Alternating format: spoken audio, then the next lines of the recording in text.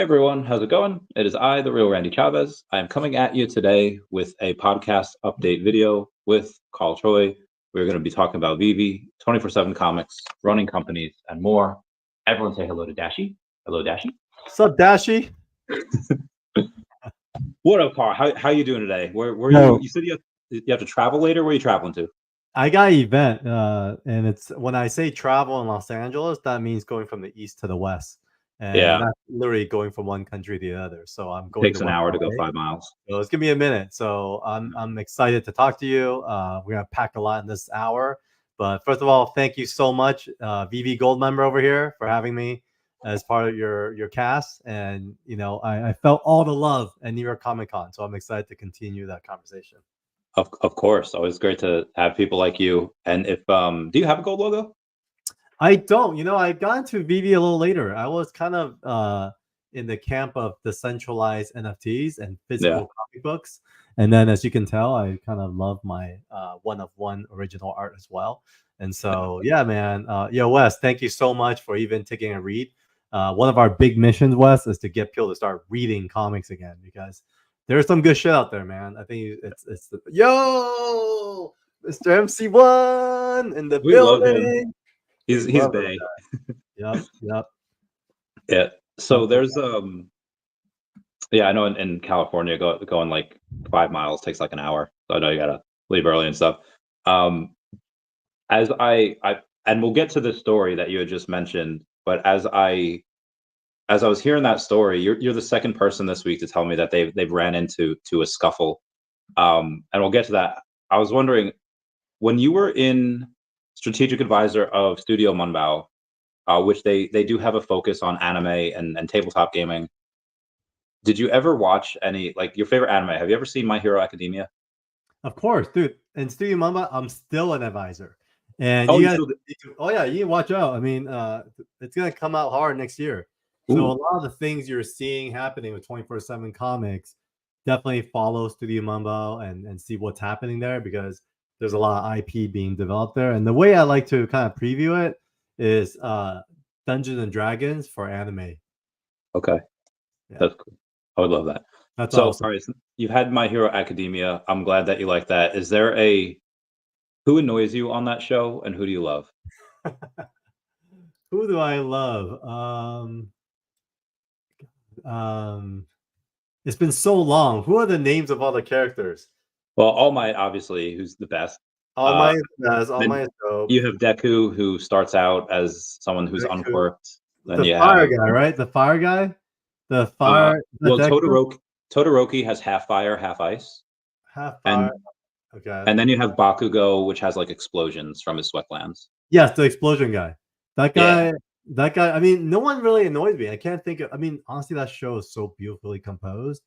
So my dream would be to create like an American comic book version of that. I think, in a way, if you think about, My Hero Academia, like, it's essentially X-Men, right? It's a school of Professor X, but they took it to like an elementary, high school perspective, where all that drama actually has a lot higher stakes, but yet contained in an environment that we can all understand. So it's freaking genius, man. I mean, I can't get over how the Japanese and then manga anime area, how crazy it is. But I'm just turning on the AC because it's so hot over here in LA. I mean, it's so good. And we'll get to that later. The reason why I asked about that is because that first episode where Bakugo is captured by this like sewer monster, and Deku with absolutely no powers, like no reason to go charge this monster, and like he does, and he buys enough time for All Might to come and save the day. Spoilers. But you had you said you were in like this. You said you were in this weird... How did this come about? Where were you walking that there was like a bunch of teenagers? I wasn't walking, man. It was honestly like growing up in the States. I came here when I was 8 years old. I didn't speak the language. I didn't know the culture. And I was like a loner. I didn't have a lot of friends. And honestly, when I say comic books saved my life, I meant it. And so when, I was like 12 years old, my cousin brought a bunch of comics over, and I saw a copy of Wolverine. I think it's Frank Miller, #1. And I remember just falling in love with it. And like, I embodied Wolverine as a kid. And so growing up, I remember getting in a lot of fights because, as a minority growing up in the States, often, you got to stand up for your friends. And there was a lot of bullies. And so it wasn't just, dudes I was telling you about, like it was like football players or whatever. But I was kind of the guy that stood up to the bullies and, better or worse, I got my butt beat a few times, but for the most part, I thought I was a superhero. And a lot of it had to do with comics. And so I was telling Randy how I literally have a big scar on the back of my head because I hit a baseball bat because of that. But, I think all of it was worth it. No pain, no gain. And, in the 90s, it was kind of rough in the neighborhood. And so I think you just got to, stand your ground and understand what you represent for. And that's why today, like if, we're at a Comic-Con and someone bumps into you and tries to punk you, I'll jump in like Wolverine, like I did as a kid. That's just in my nature, and it's because the comics taught me something about life and loyalty and the importance of like being down for your crew. So that's a little journey there, I love that. There's a quote that I'm often reminded of from Android 16 from Dragon Ball Z, where it says, to fight, it is not a sin to fight for the right cause. And there are those who words alone will not reach. And I was like, oh my God, that's amen. I love that. so good. So you mentioned before about the Japanese having some wild anime and wild shows and manga. Evermind's a little wild as well. I know that you're like publisher of that. I want to get into that. Yeah. When you first read, like whether it was the first draft, I don't know if you have how much input you have on what things you're allowing and what you're not. Could tell us a little bit about your role there first, and then I'll ask the questions and reactions. Sure. Yeah, I'm a publisher for 24/7 Comics. We call ourselves a creator-led venture because we truly are that. I actually believe that creators do their best work when giving the space and the support and proper marketing when their stuff comes out. And so that's the ethos of 24/7 Comics. We call it partnership publishing. And so when we say partnership, it also means sustainability. Often, before we came around, often the industry is seen as twofold. One side is the big two, where you're paid, kind of livable wages if you're up there, but you're told what to write, what to draw, and the creativity is limited, right? But you get to draw awesome Batman, Iron Man, and all that. So it's great. That's like a huge, win for a lot of creators. On the other side, there was the, what they call creator-owned books, where these publishers will just take your book and put it out there into the world. And often it's done without marketing. And sometimes, to me, that's kind of shooting blind, right? And so for us, we built a model in collaboration with our creator team. That's the best of both worlds. We take all the risks. We pay them upfront for their time and efforts, as we should. And then they have an upside to the IP for the life of it. No matter if we make movies, we make T-shirts, we make hats, they'll get a merch. Yeah, exactly. Everything moving forward. And that's why you may see a lot of our creators being a lot more motivated of being out there at the cons, hustling, because that's pretty much what it takes, man. And I think a lot of times the reason creators don't do that is because they don't have a stake in the upside. So why would they go travel for the IP and go promote it? So we want to create this true sense of ownership. Now, that's a long way of answering your question. Going back to Evermind itself being a wild property, that property itself came very differently. So about 20 years ago, I'll try to tell it as Sean tells it. But Sean Chen, who obviously you guys all know, was on Iron Man for 2-3 years, very prolific run. It was when Marvel was like pretty much like almost a bankruptcy. They had to license their characters to Image, and then Marvel had just taken it back, and Sean Chen was chosen as the main artist for that, as that major launch. So that was a big launch. And then after that, because he does such a good job, he did Wolverine for 2 years. So, Sean's no joke, man. This guy killed it. But during that time, he had done these different commissions, drawings, different ideas. And one of them was a picture of Brittany and Bobo, who are the main characters of Evermind. And basically what happened was it was in his portfolio, and a guy came over and said, and was flipping through his portfolio. He stopped and he was like, "Hey, what's that?" And I guess Sean was like, "Oh, no, it's just a drawing." And the guy's like, "There's no story?" And then Sean's like, no story. And the guy just closed his portfolio and walked off. And then Sean's friend, who was next to him, said, "Dude, do you know who that guy is?" And Sean's like, "No." He's like, "That guy's like a big time Hollywood producer. he was probably asking, interested in what the story was. So like, yeah, I guess it always bugged Sean for like the last 20 years that he never said anything, right? Yeah. And so, fast forward about 3 years ago, Sean posted the same image on Instagram, and lo and behold, I like saw it on Instagram, and I literally texted him right away and said, "Hey, what's going on there? What's the story?"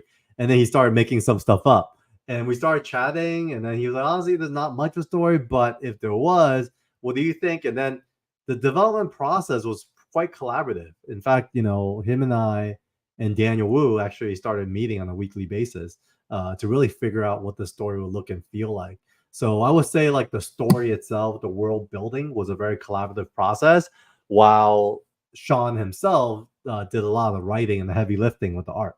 So that's pretty much the process of Evermind. It was a world that I think for us who are fans of Web3 technology and can understand where this thing can go, really did inspire Evermind and its story at its core in a big way. Yeah, there's a lot of similarities between their world and our world, especially like Neuralink. I guess was Neuralink based off Elon Musk's Neuralink? It wasn't actually. Neuralink came after. Yeah, which is hilarious. I mean, if you think about it, we've been writing this for like 4 years, right? 3.5, 4 years. Oh yeah, I guess early on it was already Neuralink. So maybe it was in parallel. It's funny when it comes to creativity. One thing I always say is creativity comes from above, and we all hear things at the same time because we're just inspired by very similar things with social media, how fast things move.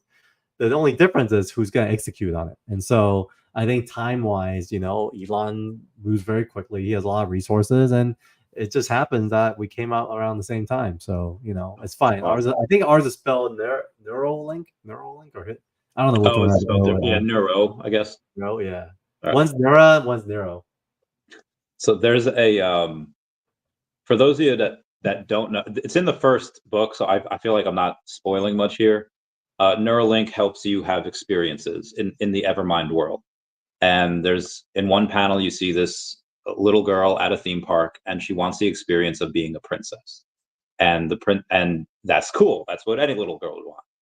And then in another panel, there's a stripper that is going into, I guess in this world, I'm assuming a lot of things here, but they have these robots that work in strip clubs, and they are slowly, I guess, phasing out real strippers. And there's this, but nobody really wants. They still want to have that human experience. Yeah. So it is the stripper's job to put on the Neuralink and to have the experience of being a stripper without really having to use her body because it's a robot's body. But unfortunately, some signals get crossed, and the stripper is now a princess. She's like, what the heck am I doing with a tiara and this wand? And this poor little girl is in this robot body with this like guy who's in a strip club, not knowing anybody, and just, oh my god, not just a guy, it's her dad. Oh, that's her. Oh my god, yeah. So I had to stand up because I had to be like, what is going on here? And I did not recognize that was her dad. I just thought like that makes it like so much worse. It's worse. So there's so much story in the world of Evermind.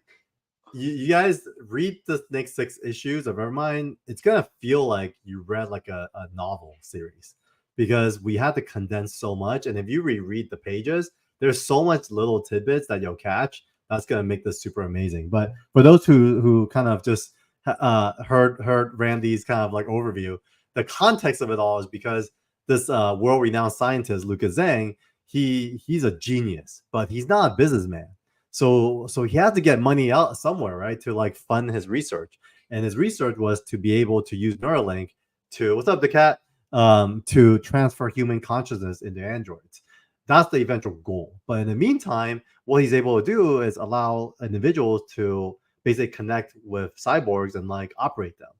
But then the 2 worlds that he operates in is a license to the theme park industry, because often people want to play these other roles. And then the other side is like the military, which you kind of start seeing a sense of going into issue 2 and 3. And but yeah, the way the theme park is set up is there's Bobo World, which is like, reminiscent of what Disneyland would be like. But there used to be a place called Pleasure Island. I'm not sure if you're familiar with Disneyland, but they actually built this island for adults in Florida called Pleasure Island, and it was going to be adult entertainment. But it obviously is shut down. It didn't really work for the Disney brand. So the difference with Bubble World is there is this underground world called Underworld. And Underworld is basically where when you put your kids to sleep, all the adults go down to play. And so that's basically what happened. There was like a cross stream of this Underworld cyborg of a Britney bot and this kind of underground mech Britney, who is the entertainer for her dad, who thought he had dropped her off to this day as a princess experience, but turns out had a little wire cross. But yeah, it's pretty funny. The moments are hilarious. Sean is such a freaking funny guy, and there's so much like hilarious moments throughout this whole series. I don't know how far you got, but it gets pretty hard. I read both issues. Okay, what went through your mind when you read that? Was it laughter at the ridiculousness? Was it like, oh my god, this poor girl? Like, what? I need to know what. I was what laughing my ass off. I thought it was hilarious because I do feel like one of the things growing up when I read comics, they were I don't know, in the 90s when we read comics, there's a term called reading up. And so, you know, we didn't have as much like violence on TV or like kind of naughtiness on TV. No. And at the same time, it's like you don't want to carry on Playboys all the time, right? Or like Penthouse, where it's too much. So comics kind of was like a teacher for a lot of us growing up on what the adult or the teenage adult is like. And so you kind of read the swimsuit issues, you read like the jokes, you read the societal adult interactions, and that's kind of what Evermind's providing. It's kind of fun to me. There's gonna be some violence, but there's also some like adult scenarios that's gonna make you laugh. And so yeah, it's I like it. I like the okay. So now I'm getting a little bit more of your sense of humor here. This is great. In the second time I had to walk away, I'd probably because I've seen this clip, like the real. I don't know if this was based on that. In real life, there was this woman that had a chimpanzee, ripped her face off. She was like an Oprah, and they bring this chimp back to life. They take the consciousness of this now dead chimp and they put it into a mechanical one. Completely rips the girl's face out, like blood everywhere. And I was like, oh my, like I'm saying, oh, this poor girl in like every comic. Is that like a continued trope? Is that like a thing in every comic? Like some poor girl just gets traumatized? Not really. In the context of this, though, yes, because if you think about the core of this story, it's a father and daughter story. Like, I don't know if you got to number 3 yet. I don't want to spoil it for you guys. No, 3's not on VeVe yet. So not VeVe, yeah. So we for Kickstarter backers, 3 is already out, but 3 is gonna knock you out, man. 3 is going to like, it's all this stuff is gonna make sense because there's this tension between him and his daughter. Because the truth is, he's a genius. Like we look at him, he's like, you know, he's like Elon Musk, right? But his daughter fucking hates him, dude.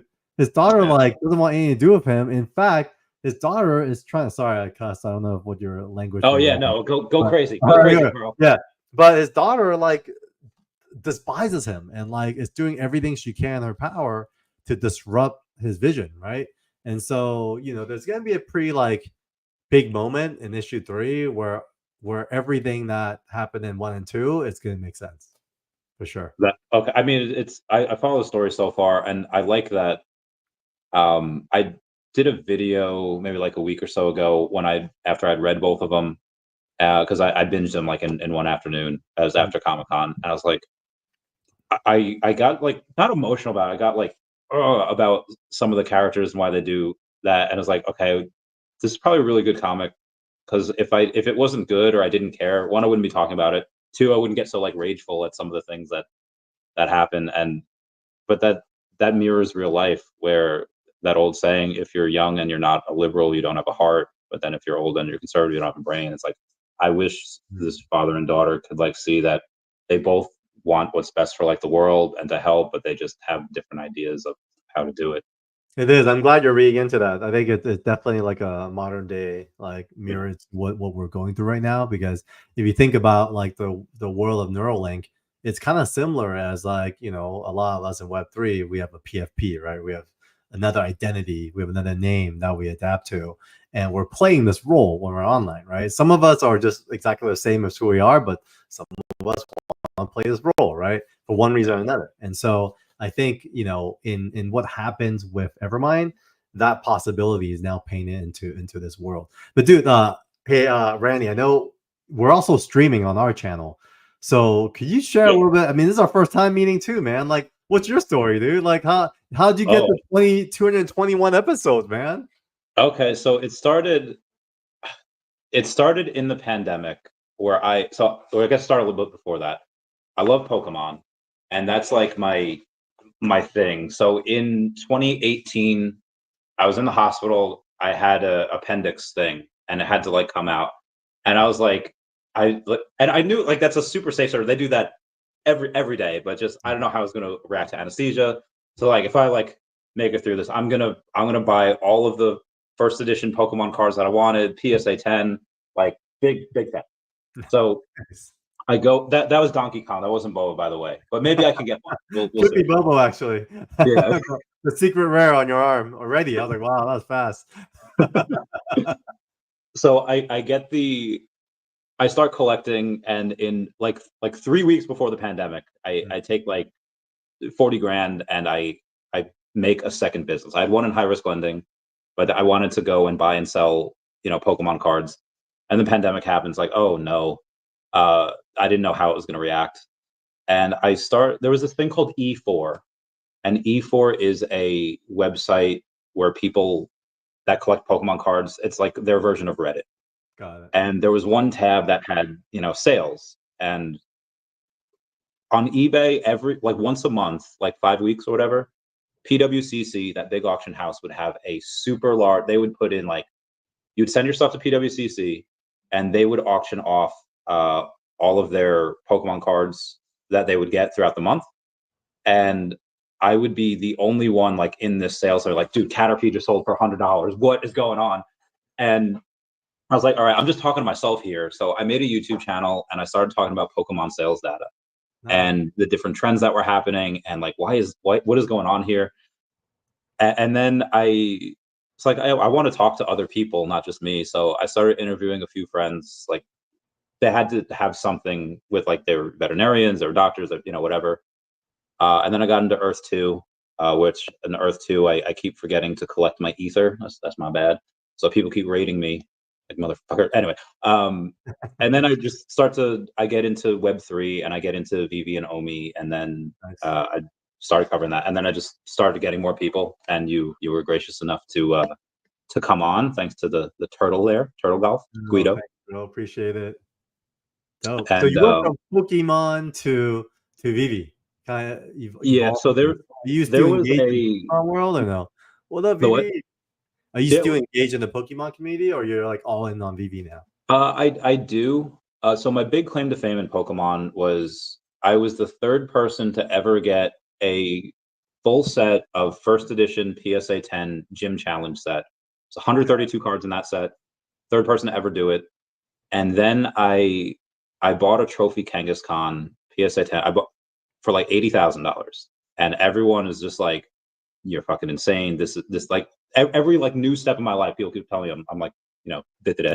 I was like, no, like I promise this is until you're not. And then like a year after I got it, I sold it for $279, and suddenly I wasn't stupid no more. Yeah, I mean it's crazy. I was gonna say like before pandemic was finding the perfect time to buy into all the Pokemons in a big way because it really took off. I mean, it was I'm great. a Magic the Gathering guy, so okay. I'm a big fan. And in fact, I was so happy because I got to get this at New York Comic Con. It's the Doctor Strange Marvel Counterspell. Oh, I was gonna ask you about that. How do you feel about the Magic the Gathering Marvel cards? Dude, I'm so excited. I mean, we were kind of like you. In 2018, I owned an agency. We did experiential. What's up, sleeping? And we were basically producing large scale events for all the major movie studios. And we started expanding our clientele, and Wizards of the Coast became a client. So we produced a huge like event for Dungeons and Dragons at Luca convention in Italy, and then we had all these plans with them. But anyways, because of that, we were playing Magic, and I got very lucky because it turns out 4 of my neighbors also play Magic. So during pandemic, we were just playing Magic every day when we could, right? And then to the point where we opened up at LCS in Colorado with my neighbor's cousin. And so I love Magic. So we were stocking up. I mean, kind of similar as you. We're doing a lot of sales, like in bulk, whatever. Then in 2021, things got busy again for me, and so I had a ton of like sealed. So I still have a very active TCG store, but playing wise, I haven't really built a lot of new decks because I just can't keep up. Because there's like it takes a lot of time to build decks, right? Yeah. But this whole Marvel thing, it's just like boom, like I'm back into like deck building mode. Like I'm definitely gonna have a Captain America. I might do like a Wolverine. So I think Cap and Wolverine, those are two of my commander decks that are definitely happening. So I'm so excited. And I go to tons of cons my whole life, but I've never ever stood in line waiting for an exclusive before. And I actually did do it for this one alongside with a couple of the creators I work with because we're all Magic fans. But yeah, I think this is going to be the biggest smash hit for both Marvel and Magic in 2025 for sure. Cool. I can't wait for that. Anything that brings attention to TCGs, I just love because they're so hard to make. Did you ever get into MetaZoo like a year or two ago? I didn't. I think for me it was just hard because I was so deep in Magic. And I know my business partners, they got into One Piece pretty deep, but MetaZoo I never really got into it. There's a guy named Rudy. Have you seen Alpha Investments? He's really big on like Pokemon cards and MetaZoo cards. Yeah, he's a big promoter of it, but his YouTube channel, it's probably one of the biggest TCG channels on YouTube. So it's very hard to make that, and I just saw there was so much hype for it, and there wasn't a ton of fundamentals there. I was like, oh, so I never got into it, and I tried to tell some my friends like, hey, these are really high sales, and we don't know how many of these are going to be made. And it was like, no, it's going to the moon. Like, it's going to go stonks. And I was like, I don't know. But speaking of stonks, Dr. Fuse has over 700 Evermind #1. Oh my God. Thank you, Dr. Fuse. Appreciate it, brother. He's a beast. We love, really appreciate the support. Really appreciate he's got a lot of those. Yeah. How do, when are we going to get Evermind #3? Oh, I know we just got #2, but I was on a call with David today, talking about Evermind #3, and we're gonna have a slate for all of next year because, I don't know if I had a chance to ever share this to the VeVe community, but we spent about 3 years developing content before we dropped our first. So we were partnering with a lot of creator teams. One thing I don't like is having to wait for stuff too long. And so before we release anything, we want to finish our books first. So we have 10 original IPs finished. We have about 36 issues already done. And so this next year, our goal is to probably take a break the next 2 months, just the holidays, right? And then Evermind, when it comes out, we're going to have a really cool. If you guys thought Bobo was cool, wait till you guys see what's coming with Evermind 3. It's going to be badass. I showed David today, and David was like, what? So you could double check with him and see if he was surprised. But he was pretty excited. I'll shoot him a message after this. I was talking to him yesterday. I had Greg Weick on the podcast. Do you know who he is? No, I don't. He owns Beyond Comics. He's got a bunch of independent licenses and stuff, and trying to get him on VeVe. Hopefully we can get him. I was like, hey, you should do this. But yeah, he like just released a couple. Like he's got a ton of characters, but he like just released like the first comic. So it might take him a while. Unlike you, that has. How long do you have content for? Like, how long could you? Oh, we could go. I mean, if we want to release a book a month, we could go for another 2 to 3 years. Oh wow! But we're definitely do that. So one of the things that our creators came to us and why we want to redefine the model of how to release comics is a lot of creators just feel really bad because like when they work on their own books, they're often thank you, man. When they work on their own books, they feel like publishers often just throw on the racks with no marketing. And it breaks their heart because like these guys give up 6-9 months, a year of their own time and effort and blood, sweat, and tears, and they pour their hearts out into these pages, and then it just gets dumped into the shops, and it's almost like a shotgun approach. So for us, we want to make sure we're giving each IP substantial attention, and to make sure we're very strategic about getting the word out and like really building up each of the IP at every level. So you'll see our release schedule may be a little slower, but we have a few interesting plans next year that I think should get us on a more regular cadence. Okay, that'd be great. So there's a spot. I don't know if this is it. Dr. Fuse is a super cringe one. Never mind That's too. probably what we were talking about earlier. I messaged him about it after I found out. Like Mr. MC1 told me that he had over 700. I was like, no heckin' way. And I was like, I messaged him about like, did you read it? Because some people collect things and they like don't read it. Sure. And I was like, I don't understand that. But so we were chatting. We were like nerding out for it over a bit. It was nuts. But in the second one, they go over what's called the Forever Pets program. Yeah. And it's similar to what we have what's called dead bots for humans. Was there any correlation No, I with think that? the Forever Pets program was similar to that. Without spoiling it, that whole that stage presentation, that was kind of what that was going to become. So, like, if your Yeah. pet is facing mortality, you're able to use Neuralink to bring it, Yeah. transfer its consciousness into a Android version of it. And Have you so, heard of dead bots? no, I haven't actually. So I don't know why they call it dead bots. It's like the worst name ever. Yeah, But that one feels grim, right? Doesn't feel should be like Lifebox. yeah, right. That'd be so much better. Yeah. What you're supposed to do is you're supposed to take any and all photos, any and all media, any if they're like a podcast or a YouTuber or blogger, you upload it to this almost like a cloud or whatever. And then the facial expression, like they give you as perfect of a being that they can. And Wow. it's like you're talking to this person, like they respond like this person. It's like they have AI to say, respond as if you were this person. And apparently it works pretty well. Wow, that's cool. Did you play with Bobo at all on our website? I have not. Wait, on the website you couldn't like Yeah, you interact could with go them? on our website and you could play with Bobo on 247comics.com. Oh, oh, I And did not know you could you do just that. gotta activate your mic and you could talk to him and he'll tell you about Evermind, and you could ask him, he has access to the whole library, so he could answer all your questions about the book, the story, the universe. Super fun. Oh, that's so cool. Yeah. I'm salty because I missed the drop. I could just go get one on the secondary, but I missed the Bobo drop. I forget what I was doing on that day. What was that day? When did you guys do that on that Sunday? I missed it too because I was at New York Comic Con, and that day they had like the worst Wi-Fi. It was horrible. Like, Yeah. you couldn't connect, and it was just crazy. All right. So that was on 19 October. So that it was Saturday. I think I was recovering from that from the VeVe party. Did you go to that? I went to the third Friday. I didn't go to the Saturday one. I went to I went to the Friday one, the Okay, Thursday yeah, and Friday one. Both of yeah, them. that was Mr. MC1's. We love him. He's the best. Yes, He's Mr. a cool dude. He was showing so much love, man. Next time, I feel like I'm gonna have a pile of stuff to give away because I feel like that's the place to like just give. Yeah. We had to take some giveaways we were supposed to give there, and we was like, hey, we have to save this for another time. Speaking of giveaways, you have one thing that you were going to do, correct?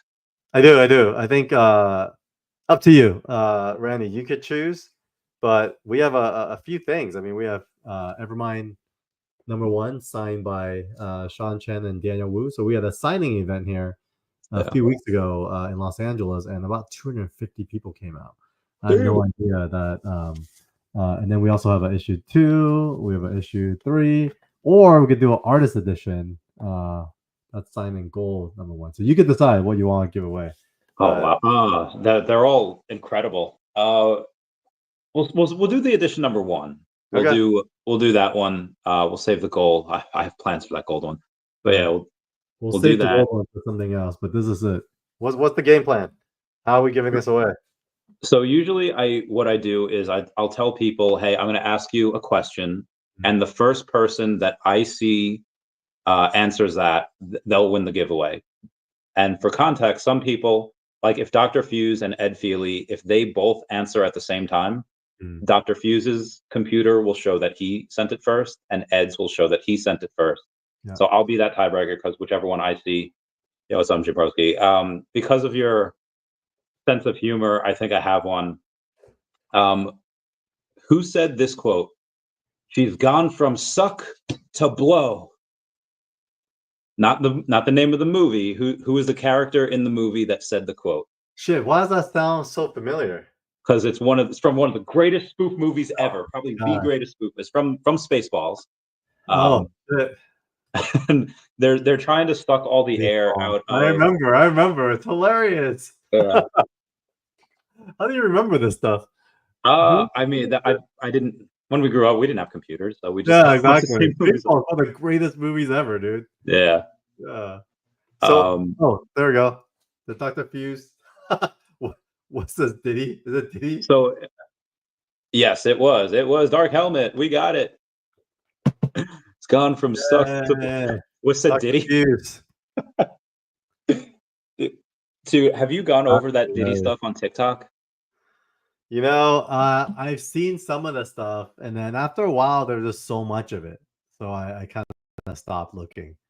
But it's so discouraging just to see, people behave they behave when, often like they say, like, great power, like Spider-Man, great power comes great responsibility. I mean, that guy has definitely been very irresponsible, and so it's unfortunate. But who knows what's gonna happen next? I mean, it's scary. He's kind of like the Epstein for hip hop, right? So Epstein didn't survive, so who knows what. Hope he gets through all this. I mean, I don't think Epstein unalived himself. I think that was for sure. 100%. 100% higher powers. I think we all know that. I think media knows that. People are just, it is what it is. It just happened. Open secret. It's crazy. Dr. Fuse, I send you a message. Just send me your address, and I'll get that over to Mr. Carl Choi. I have his address already. That's the funny part. Oh, okay, cool beans. You're good, Dr. Fuse. We got you. I got him. Thank you so much for that. That was great. There was I'll say we didn't have computers. So what did you spend? I know outside of comic books, but what type of media did you consume when you were younger? What type of was it? I guess there wasn't too much anime back in the day. Tons of comic books. I think one of the things I did consume anime wise was VHS of like Akira back in the day.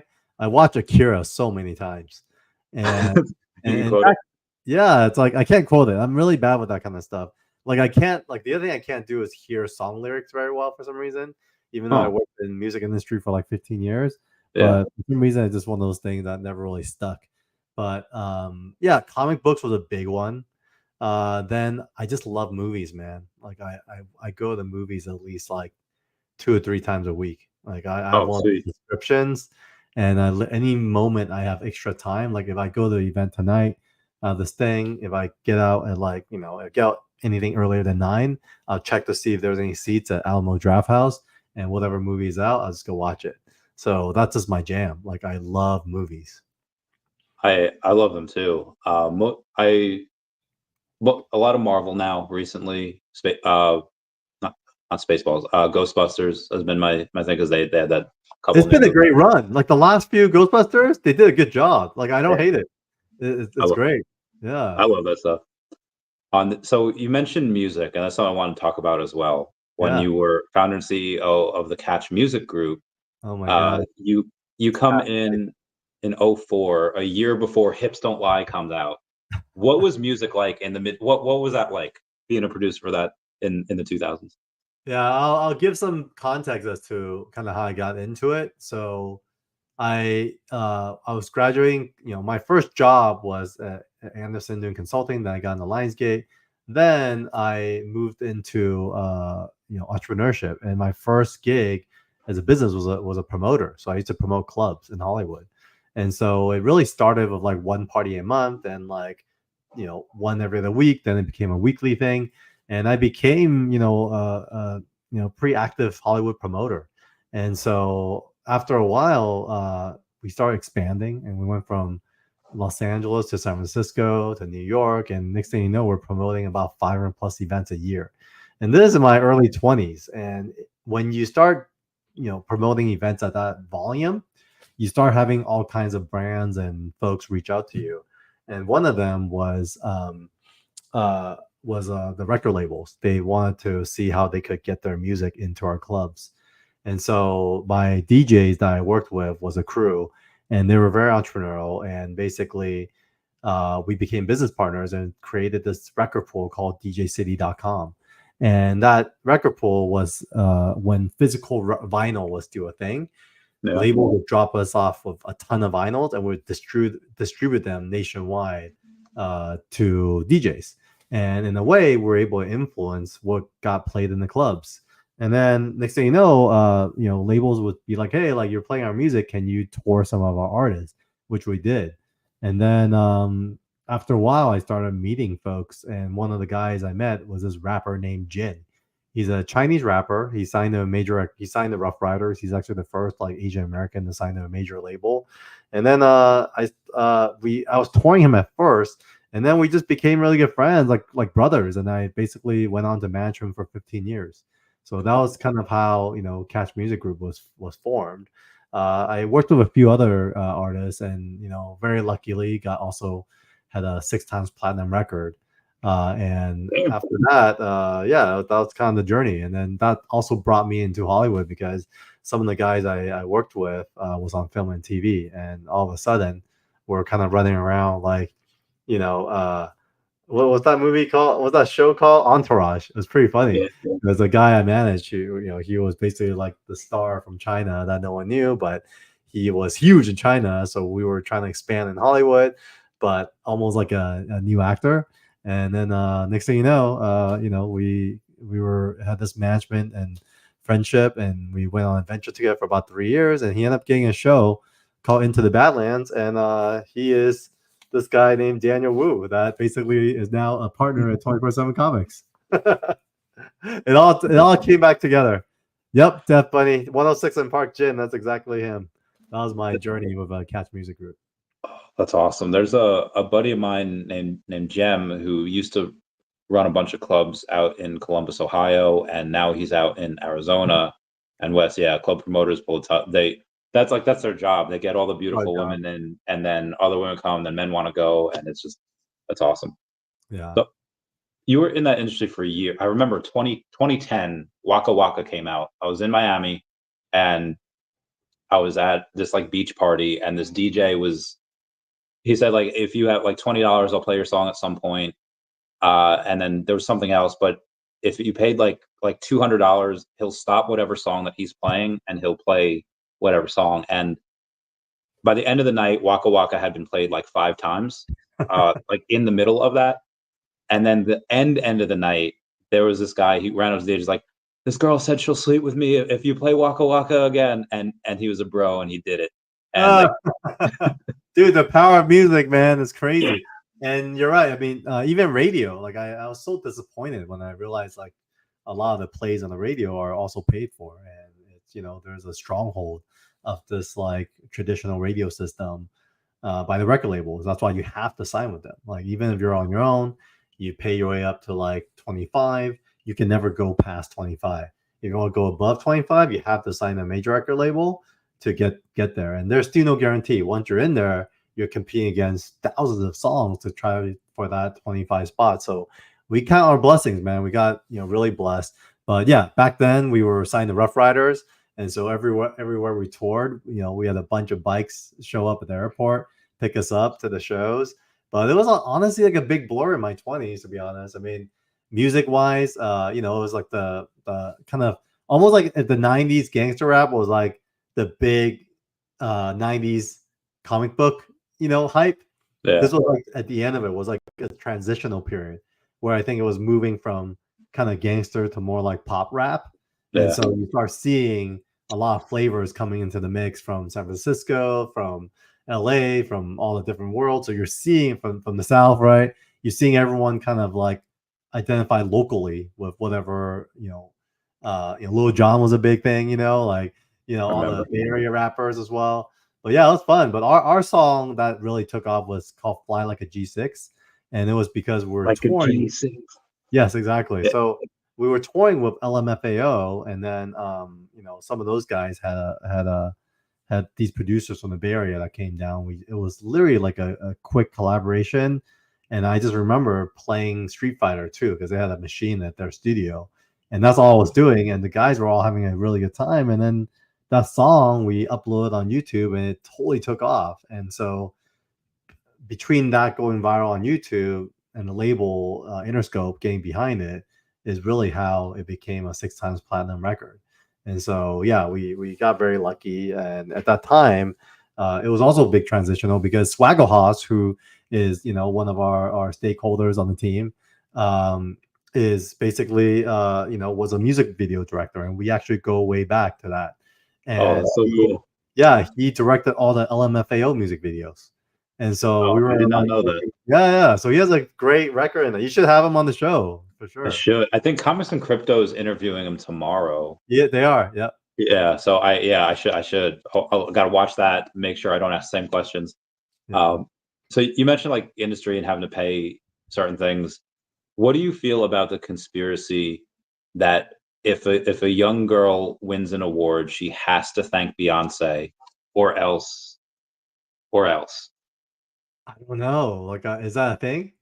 Yeah. So it. I don't know if this is me connecting dots that aren't there, but there's plenty of other people that were doing it. I didn't even think about this independently. I just followed other people on TikTok. Like, Kanye, there's a bunch of people that young girls, when they win Grammys, they thank Beyonce. Okay. And if you don't, typically the career is like over. One girl like wound up dead. And there's when Taylor Swift was about to win her award, I guess she, like years ago, that's when Kanye goes and interrupts, like, Taylor, I'm gonna let you finish. But Beyonce is the greatest of all time. So he kind of like did it for her. And I was like, oh, what maybe he was heck? her. That's yeah, dude, it's wild. So wow, I remember that Kanye moment. That was hilarious. But yeah, it's weird. I did see some weird stuff with like Diddy, Jay-Z, and Beyonce on TikTok as well, which is strange for sure. Yeah. There's a Dr. Fuse says double it and give it to the next person. He says he's already got a bunch of stuff from you.